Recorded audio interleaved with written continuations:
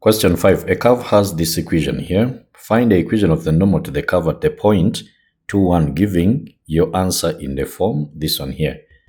Now, if y is equal to this one, I can actually take this one up here, and then it becomes 3 into 2x squared minus 5, then to the power of negative 1. So we need to get the gradient for any straight line. If you want to get its equation, you must have its gradient and at least one point through which it passes. So the point is here. Now we need to get the gradient, okay? And we get the gradient through differentiation. So this will be dy dx. Drop this power here. We shall get a negative 3 here. Or I can write 3, then times, now negative 1 into 2x squared minus 5. Reduce the power by 1, so it will be negative 2. Okay, and then from there, times the derivative of what is inside here. So when you differentiate here, you will get 4x. Okay, so meaning that our dy dx is going to be 4x times negative 3, that is negative 12. Negative 12 of x, and then this one you can take it down for the power to be a positive. So I will have 2x squared minus 5 squared.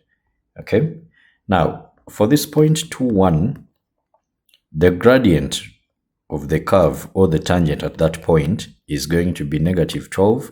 The x coordinate is a 2. Then you also substitute in here. This is 2 squared. That's a 4 times 2, 8. Then 8 minus 5. 8 minus 5 gives us a 3. Then that 3, when we square it, it becomes a 9. So meaning here, first of all, that is 24. So negative 24. Then we divide by a 9 here. When we try to simplify this one by 3, it will give me negative 8. Then by 3, this one will give me 3. Now, what we are having here is actually the gradient of the tangent. Gradient of the tangent. If we have a curve and then we have a straight line here, this is the tangent which is meeting that curve at that point. Then this line here, which is perpendicular to the tangent, is what we call the normal. Okay? The normal.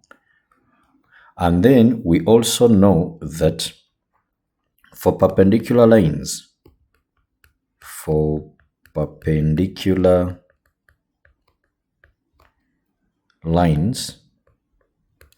then M1, the product of the gradients of these two lines is always equal to negative 1. So meaning the gradient of the normal, remember we need that gradient and then the point through which it passes. So gradient of the normal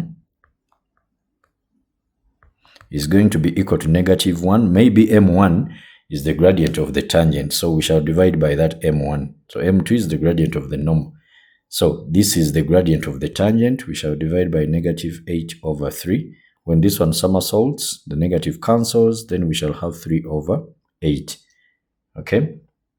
Now, after that, we shall use this one here. So using the general equation of the circle, the straight line, y minus y1, which is equal to m into x minus x1. You can even use y is equal to mx plus c. Okay, no problem.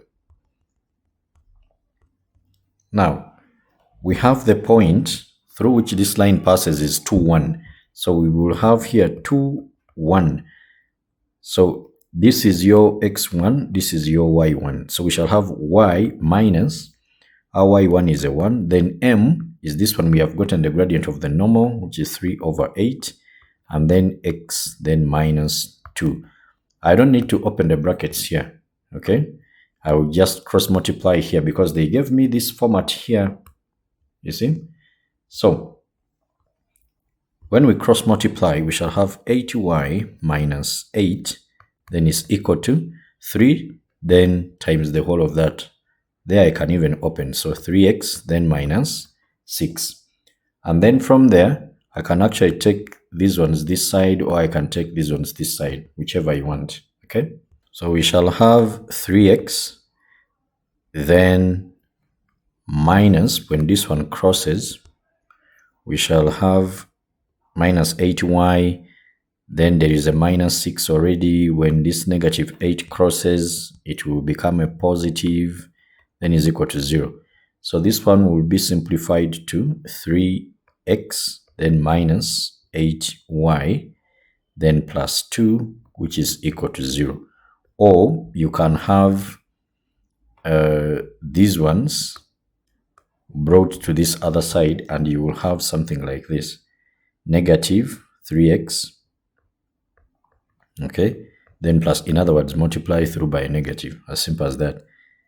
So negative 3x, then plus 8y minus 2 is equal to 0. So that is that.